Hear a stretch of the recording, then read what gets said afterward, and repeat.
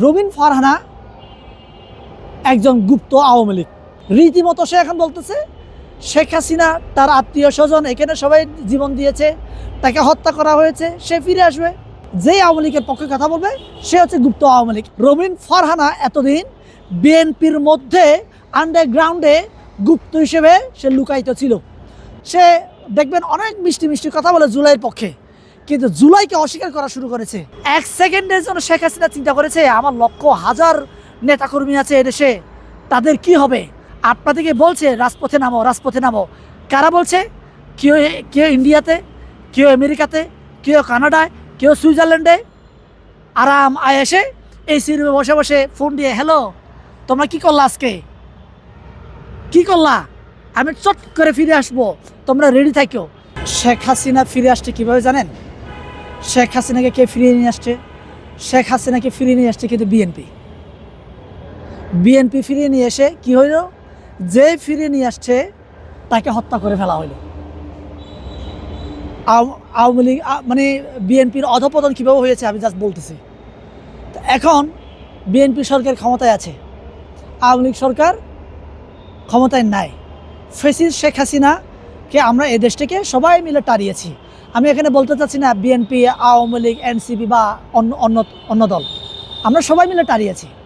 তাহলে কিছু কিছু ব্যক্তি এখন সেই ফ্যাসিস্ট শেখ হাসিনাকে ফিরিয়ে আনার জন্য কথা বলছে। যারা আওয়ামী লীগের পক্ষে কথা বলছে তারাই হচ্ছে গুপ্ত আওয়ামী লীগ। আওয়ামী লীগ বলতো না গুপ্ত শিবির, গুপ্ত বিএনপি, গুপ্ত জামাত, আওয়ামী লীগ বলতো। এখন আওয়ামী লীগের পক্ষে যেই বাজারে কথা বলুক, এটা বিএনপির লোক হইতে পারে, জামাতের লোক হইতে পারে, এনসিপির লোক হইতে পারে, গণ অধিকার পরিষদের লোক হইতে পারে, অথবা যে কেউ হইতে পারে, যেই আওয়ামী লীগের পক্ষে কথা বলবে সে হচ্ছে গুপ্ত আওয়ামী লীগ। এতদিন ধরে ওই দলগুলোতে তারা গুপ্তভাবে ছিল।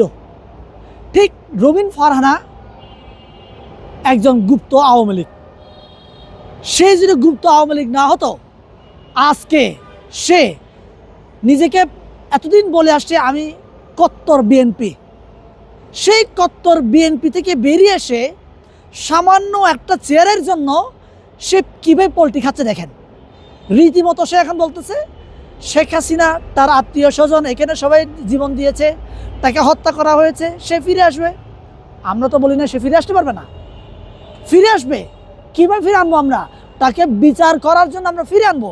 সে কি এই কথা বলেছে? রবিন ফারহানা কিন্তু এই কথা বলে নাই। যার দরুন এটা প্রমাণিত হচ্ছে রবিন ফারহানা এতদিন বিএনপির মধ্যে আন্ডারগ্রাউন্ডে গুপ্ত হিসেবে সে লুকায়িত ছিল, সুপ্ত আওয়ামী লীগ ছিল সে। এখন এই সুপ্ত আওয়ামী লীগ এখন প্রস্ফুটিত হয়ে গুপ্ত আওয়ামী লীগে মানে সে আত্মপ্রকাশ করা শুরু করেছে।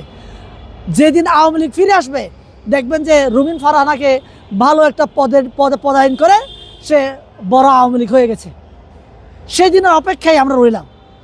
কিন্তু আজকে এইরকম রবিন ফারহানার মতো যারা সংসদে বসে এই জুলাইয়ের সাথে গাদ্দারি করছে তাদেরকে আমরা কীভাবে ছাড়তে পারি বলে? তারা এই দেশের মানুষকে ভালোবাসে।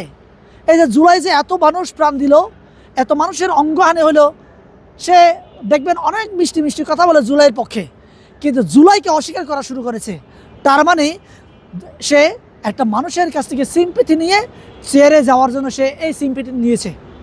চেয়ারে যাওয়ার পরে তাকে টার্গেট দেওয়া হয়েছে, চেয়ারে যাওয়ার জন্য যা যা করা লাগে তুমি তাইতে করো, চেয়ারে যাওয়ার পরে তুমি আমার এজেন্ডা বাস্তবায়ন করো। এটা প্রকাশ্য দিবালোকের মতো, আয়নার মতো পরিষ্কার হয়ে যাচ্ছে রবিন ফারহানা কী কাজ করছে। তো এইভাবে আমি বলি যে শেখ হাসিনা ফিরে আসবে না। শেখ হাসিনা বলছে যে আপনার ডিসেম্বরের মধ্যে আমি ফিরে আসবো, কে আটকাই আমি দেখব। বেগম খালেদা জিয়া এই কথা বললেন, আমাকে বলবেন ভাই আপনি তো বিএনপি পন্থী লোক। না, আমি বিএনপি করি না, আমি জামাতও করি না, আমি আওয়ামী লীগও করি না, আমি দেশের সাধারণ একজন নাগরিক। দেশের পক্ষে কথা বলি। দেশের পক্ষে কথা বলতে গিয়ে আমাকে নানা ধরনের ঝুঁকির মধ্যে থাকতে হয়েছে, আমাকে অস্তিত্ব সংকটে থাকতে হয়েছে।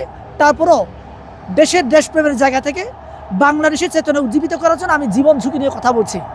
তাহলে বেগম খালেদা জিয়া তাকে বারবার বলা হয়েছিল আপনি দেশ থেকে চলে যান, কিন্তু সে চলে যায় না। তাকে স্লো পয়জন দেওয়া হয়েছিল। স্লো পয়জন দেওয়ার পরেও সে জানা সত্ত্বেও আমি মারা যাব, কিন্তু সে দেশ ত্যাগ করে না। কেন?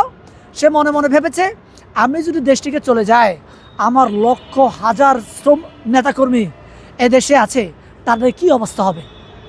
এ দেশের কি অবস্থা হবে? এ দেশ এবং তার নেতাকর্মীর কথা ভেবে স্লো পয়জন দিয়েছে জেনেও সে নীরবে এই দেশে জীবন ত্যাগ মানে বিসর্জন দিয়েছে। শেখ হাসিনা কি করেছে? 1 সেকেন্ডের জন্য শেখ হাসিনা চিন্তা করেছে আমার লক্ষ হাজার নেতাকর্মী আছে এদেশে, তাদের কি হবে? আমি তো পালিয়ে গেলাম হেলিকপ্টার দিয়ে, আমার নেতাকর্মীদের কি হবে? চিন্তা করেছে? চিন্তা করে না ভাই। সুতরাং বাংলাদেশের যেই সকল নেতাকর্মীরা বাংলাদেশে থেকে আপনাদেরকে বলছে রাজপথে নামো, রাজপথে নামো, কারা বলছে? কেউ কেউ ইন্ডিয়াতে, কেউ আমেরিকাতে, কেউ কানাডায়, কেউ সুইজারল্যান্ডে আরাম আয়েসে এসি রুমে বসে বসে ফোন দিয়ে, হ্যালো তোমরা কি করলা, আজকে কি করলা, আমি চট করে ফিরে আসবো, তোমরা রেডি থাকো। ওদের কথা শুনে, এসি রুমের কথা শুনে যদি আপনারা রাস্তায় নামেন ভাই, এই দেশের যেই সকল নেতা আওয়ামী লীগের নেতাকর্মী আছেন আপনাদের উদ্দেশ্যে বলছি আমি, আপনারা এদেশের নাগরিক, আমরা আপনাদের সাথে আমাদের কোনো শত্রুতা নাই। শত্রুতা কোথায়? শত্রুতা শেখ হাসিনার সাথে। কেন? শেখ হাসিনা এই দেশকে ভারতের অঙ্গরাজ্য তৈরি করার জন্য যা যা করা লাগে তাইতে করেছে ভাই।